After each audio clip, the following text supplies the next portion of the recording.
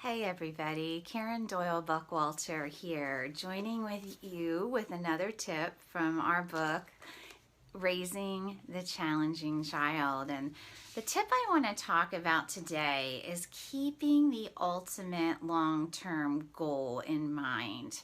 And we speak about this in a specific chapter in the book, but really all throughout the book. So what is important to remember with parenting is your ultimate goals are connection and safety and trust and respect in the parent-child relationship.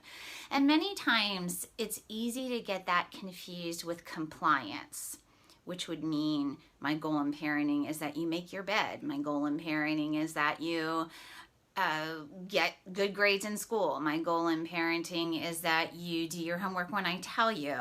So I think it's very important to be able to step back from the parent-child relationship. Hard to do when we're in it, but step back and think, what is my ultimate goal? Because if you just look at compliance, that's going to be a really rocky road. Sometimes children comply with our requests, sometimes they don't. Sometimes that gets messy and we lose our temper or get very upset and we don't handle ourselves well either.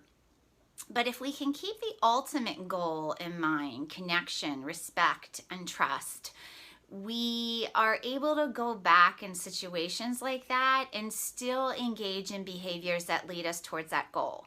So let me give you a real specific way to do that. Maintain that connection and trust and relationship. And it's a technique that I call noticing rather than judging. So maybe your child comes home from school and they're really grumpy and they're really angry. And, one of the rules in your home is that you have to practice piano before you do fun stuff after school. And you remind your child to practice piano and they're like, oh, I don't want to. Oh, I hate piano. And you say, don't give me that attitude. That's enough of that. Now you're not going to be able to do A, B, or C later, or some other, kind of consequence or harsh correction. That's judging the behavior.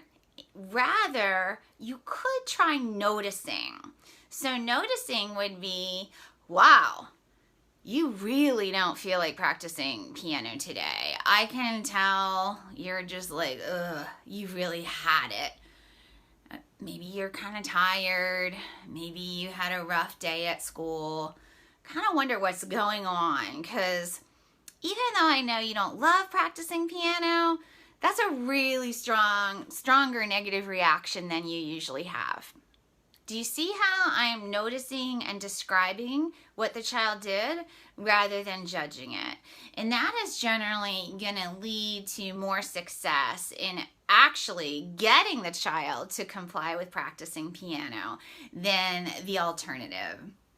So hopefully, this is a good tip for you today for keeping the overall end goal in mind and ways to approach our relationship with our children. Thanks, and I hope you'll join me next time.